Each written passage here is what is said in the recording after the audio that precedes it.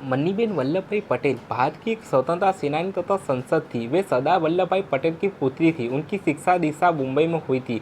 महात्मा गांधी की शिक्षा से प्रभावित होकर शिक्षा के बाद वे 1918 के बाद से अहमदाबाद स्थित गांधी जी के आश्रम में ही रहकर राष्ट्र सेवा करती रही। उन्होंने भारत की स्वतंत्रता के लिए अपना संपूर्ण जीवन समापित कर दिया, परंतु स्वतंत्र भारत में अपने बुद्ध अवस्था में उनके पास धन मान आवश्यक वस्तुओं का अभाव था। भारत की स्वतंत्रता के लिए जितने आंदोलन लोहा पुरुष के लिए किए गए, उन सब में अधिकतम आंदोलन में मणिबेन का बहुत योगदान रहा है।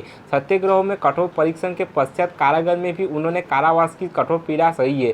राष्ट्र सेवा के लिए समर्पित वो महिला अविवाहित रहकर आजीवन भारत के हित के लिए चिंतन करती रही। 1903 में वर्ष के अप्रैल मास की तीसरी दिनांक पर गुजरात राज्य के खेड़ा जिले में मणिकाबेन का जन्म हुआ। उनके पिता सरदार वल्लभभाई पटेल भारत के महान नेताओं में और महान देशभक्तों में से एक थे। उनके मातृश्री का नाम जबीरा था। मणिबेन जब 7 वर्ष की थी तब उनके मातृश्री निधन हो गए।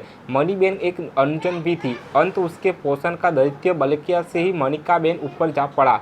परिवार के सदस्य सरदार वल्लभभाई पटेल का बहुत समझ है कि वे पूर्ण विवाह कर ले, परंतु दुष्मान वाले सरदार वल्लभभाई पटेल बाल्य विवाहिता का दुख अपने बच्चों का ऊपर डालना नहीं चाहते थे। उसके बाद आजीवन मत का और पिता का दायित्व सरदार वल्लभभाई पटेल ने वहन किया। जावेरा की मृत्यु के 1 वर्ष बाद ही सरदार वल्लभभाई पटेल को पढ़ने के लिए विदेश जाना पड़ा। उन्होंने अपने बच्चों के अपने अंग्रेज विट्ठल भाई के पास भेज दिया। तब विट्ठल भाई मुंबई में निवास करते हैं।